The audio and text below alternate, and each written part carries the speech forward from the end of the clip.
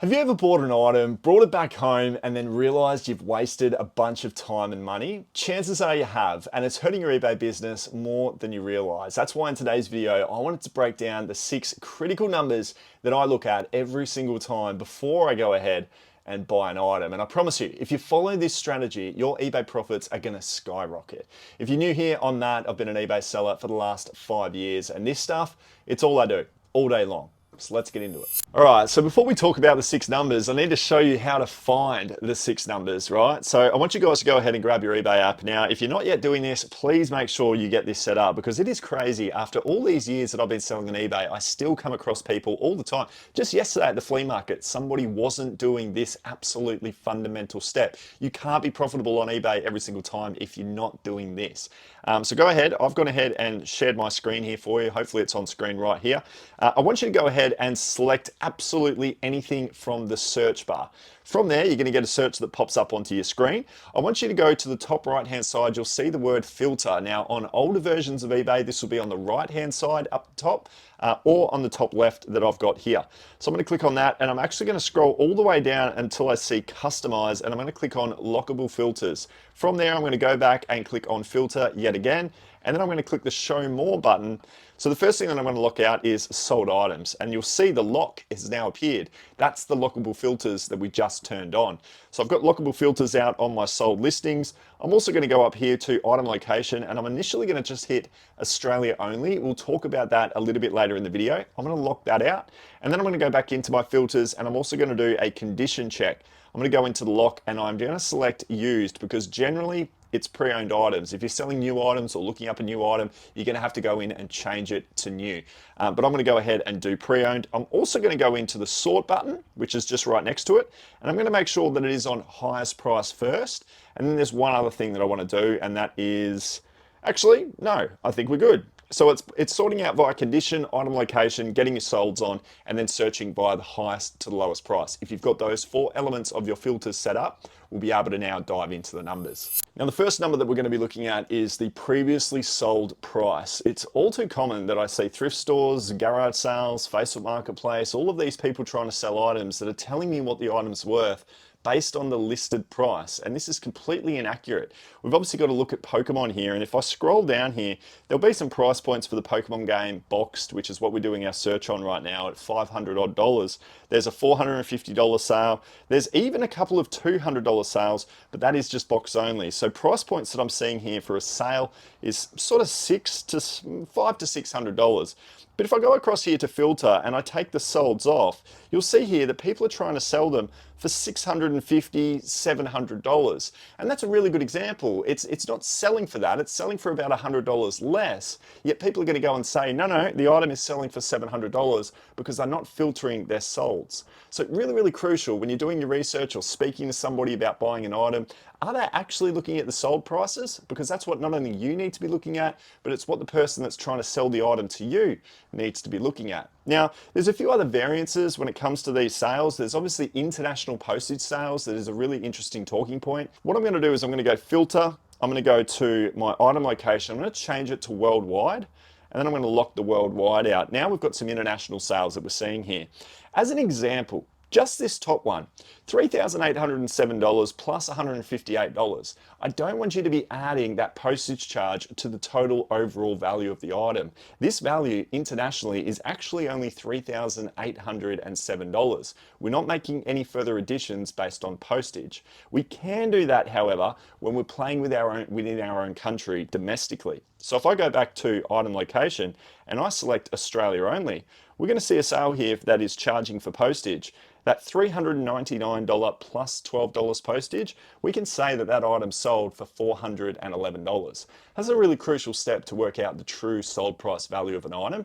No for international postage, yes for domestic postage to work out total revenue. Now, the other thing is your search. Your search has a huge determinant upon what shows for you in the search field.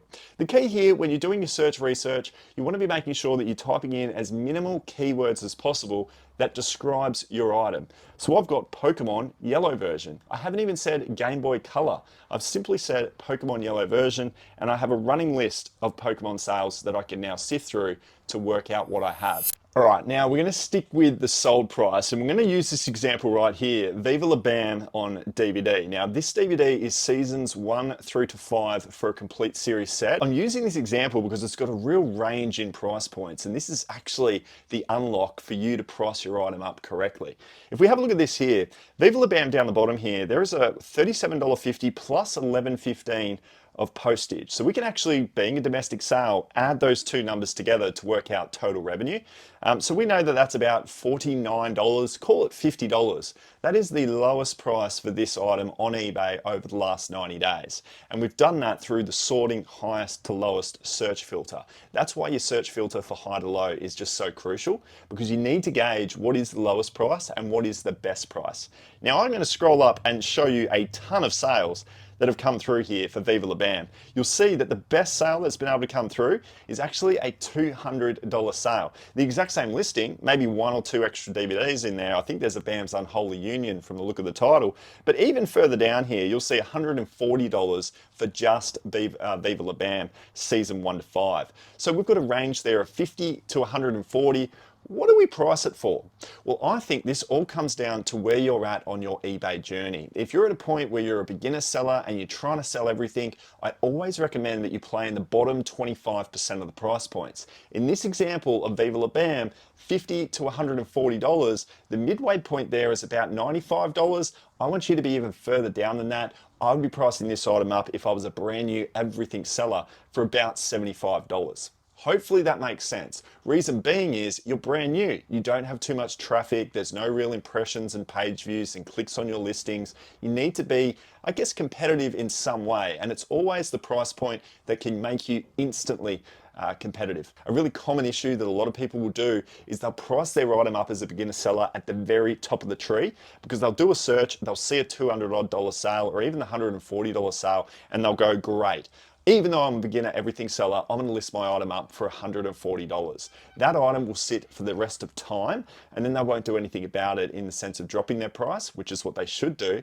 Often they end up dropping their price after a couple of months and they get very frustrated that it hasn't sold, when they could have just instantly got a sale over the next 30 days if they initially priced their item up in that bottom 25%. So $75 would have got the job done, and it would have been a fantastic sale price if you were able to buy it for a very decent purchase price. We'll talk about that a little bit later in the video. Look, for me personally though, I'm experienced in the fact that I've done this for 5 years, and a lot of the tubs that you can see behind me here are, well, DVDs. They're DVDs and video games. So in this example, I can go ahead very comfortably and go ahead and list it up for maybe $100, $120, because I can play in the top 75% of price points. So Viva La Bam right here, we've got 125, we've got 120, 110. I would be trying to get into that range because I'm getting much more impressions, a lot more page views on my listings, and ultimately I'm getting a lot of sales in the DVD category. So I can actually, unfortunately against the newbie, I can play to a higher price point, and that is the reason why. The other thing that I want you to do is I don't want you to ever undercut the market. If there's a $50 DVD sale, I don't see this too often, but I do want to say it, never list your item up for $40. Why would you? If there's so many sales between 50 and 140, why would you list it for 40? So don't do that. Not that anyone does. I always see the common issue is that people are pricing their items up way too high in the early stages of their eBay journey. And this is a huge tip, guys. This is a massive one. If you can be doing this in the bottom 25% as a newbie, you're going to do really, really well. Now, the next number that I'm considering before I purchase an item is sell-through rate. We've got this great setup now where we know that our range of price points are between $50 and $140. And we also know that there's a lot of sales. And often at times, I actually don't refer to listings active for the items that haven't sold and compare the numbers against the sales, just simply due to the fact that there are just so many sales of this listing. It tells me the sell-through rate has a chance of being really quite good, and we're going to go and check that now by going into the filter, and all we need to do is take off the sold items filter, and that will give us a look at the total number of active listings for our search term. So you can see here that there are, down the bottom there, 72 results for this Viva La Bam DVD search that we've brought up. So that is the quick reference number that you want to be checking. 72 listed for sale. How do we compare that against our total sold number? Well, we're going to go back in and we're going to click sold items. Sold items, and we lock that out. It shows that there's actually 99 sales over the last 90 days, which is an incredible number when we compare it against 72 active listings. You're probably thinking, well, what's a good sell-through rate? Like what should I look at as a benchmark? And I always say minimum 50%. And so to give you an example of that, that's actually a little bit different. It's like you've got 10 listings active and only 5 sales. That's actually still all right. This Viva La Bam is well above the averages. It is a really good selling item. But if you've got an item where there's 10 listed, 5 sold, that's still a fantastic percentage. Anything better than that, 10 listed, 10 sold, that's fantastic as well. What you don't want to get caught in is the trap of seeing 200 active listings of a product and only 2 sales.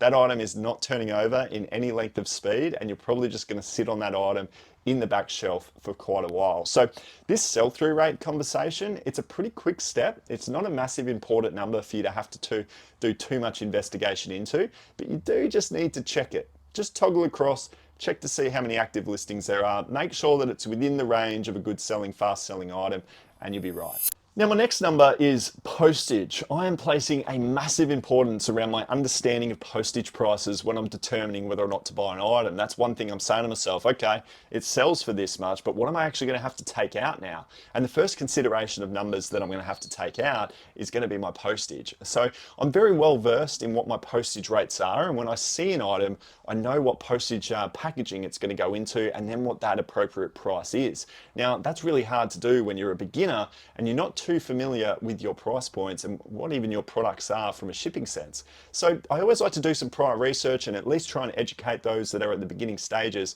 to get to learn what the price points are of an item. How much are envelopes, generally speaking?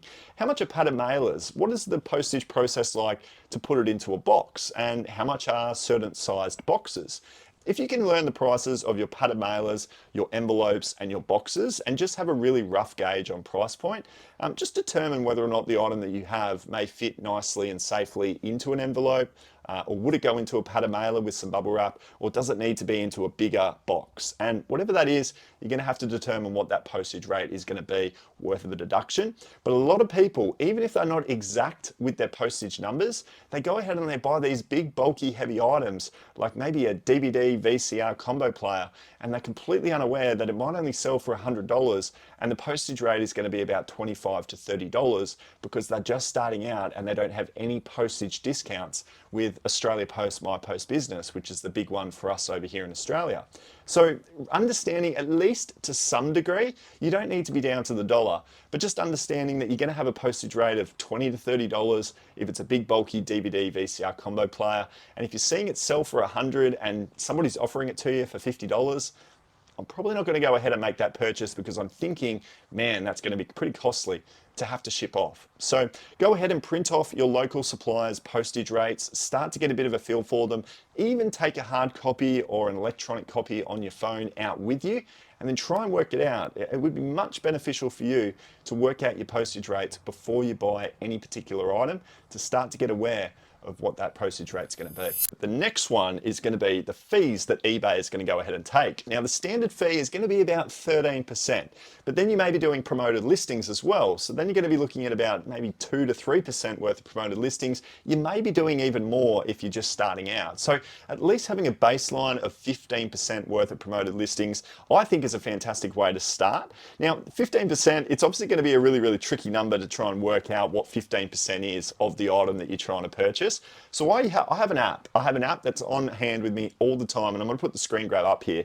This is eProfit, the eProfit calculator. It determines what the profit is on the items that you're trying to buy. And I'm going to put in a case example here of say $50. The item that we're buying is worth $50 on eBay. So I'm going to say the sold price is $50. I'm going to say our buy price that we're deliberating on is $10. So I'm going to type in $10 into the bottom field there.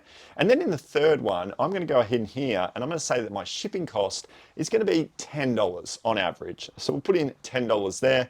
And then I'm going to say my promoted percentage rate is 3%. So if I type in 3% for promoted listings, the top of the search bar here shows the eBay fee and the eBay fixed fee and the overall return on investment. So it is taking into account $7.20 at the top there for the total eBay fees, plus the promoted listing percentage of 3%. So you're going to see all of the fee breakdown. You're going to have an awareness of your postage rate, which we've just previously spoken about. You've got your item cost of $10 and your sold price of $50. We can safely say that we're going to make $21.30. Now, this little calculator, guys, is huge. If you can have this out on you when you're at flea markets, garage sales, thrift stores, Facebook Marketplace, before you go out and make your purchase, and you plug these numbers into the system to work out what your profit's going to be, you are 100% going to profit every single time. If you're buying an item for $10, you would want to be trying to sell it for anything between $30 to $50 to try and make double your money. If you can turn $10 profit on a $10 purchase, that is a fantastic scenario. So when you're looking at e-profit, the example that I've got here at $21.30, spending 10 to make 20 is brilliant. If you can be doing that on every single sale, you'll make a really profitable eBay business very, very quickly. I would be happy to spend 10 to make 10. So if you've had that mindset of trying to get your e-profit calculator to just simply show a double up on your initial spend, that's going to be a great way to go about buying the item. Typically, I like to buy an item for, say, $100, and then I like to try and sell it for $300. The numbers typically end up saying I'm doubling my money. That's a very broad, basic determination around purchase. Don't hold yourself to that as the golden rule whenever you're buying something, but it's a really nice baseline to work out. Is that offer that the buyer is asking a fair price for you to be able to profit? You've got all the numbers there ahead of you to be able to determine whether or not you should buy it. So it does come in handy using the e-profit calculator if you're not quite sure. Now, there's one other little bonus tip that I wanted to talk about here on the determination of purchasing an item to make an overall profit, and that number is actually time, right? And this has been a big one for me over the journey. It's how long does it actually take to clean the product? You might buy a really dirty pair of shoes and they go on to sell for great money, but you're going to have to sit there and scrub them for 45 minutes, and then the sell-through rate might not be fantastic, so you're going to have to sit on it for quite a while. So all of that extra time, you're going to have to weigh up whether or not it's worth it to you. The other thing is like testing. How long does it take to test a big box of video games or consoles? I don't typically test video games, but it could be 4 or 5 different consoles that you've got. Do you have the time to test them out and see if they work? That's a consideration, and a lot of people don't think about that. And then finally, the size of packing up a really heavy box or a really fragile item, the time that it would take to ship that off versus putting in a couple of DVDs into a patter mailer. You don't need to think about damaging it. So having a sense of conversation with yourself around how long is this going to actually take for me to get the job done? That's why I've leaned into video games and DVDs over the journey. They give me that double my money in profit scenario more often than not. And I really don't have any time to go ahead and prep them on the listing table or even prep them in the postage bag when I'm taking it off to the post office. So it's not one of my 6 core numbers. It's probably the last thing that I think about. But if you're working a 9 to 5 job, I would actually bump up the importance of time in your consideration on purchasing items, and try and focus on the easy stuff, the stuff that you know you're going to be able to ship off quite easily and list up quite easily, and potentially do no prep before you even list up the item. That would be the perfect product. I personally have all of my data here in Flippedit, and I really recommend that you guys give it a go. All of those numbers are consolidated to give you a full look at your absolute profit. And I recommend this for any beginner eBay seller or any advanced eBay seller, because you can sync your data into Flippedit from eBay. So it's a click of a button. You've got all of your finances right at you. You're going to know exactly how much profit you're making, so that once you're making your purchases, you're selling your items, you're getting it into Flippedit from solds, and you're seeing how much money you're actually making. So there's a 7-day free trial for Flippedit if you wanted to give it a go. But apart from that, guys, I'll leave you with this video right here, which is some more really useful eBay finance education. We'll see you over there.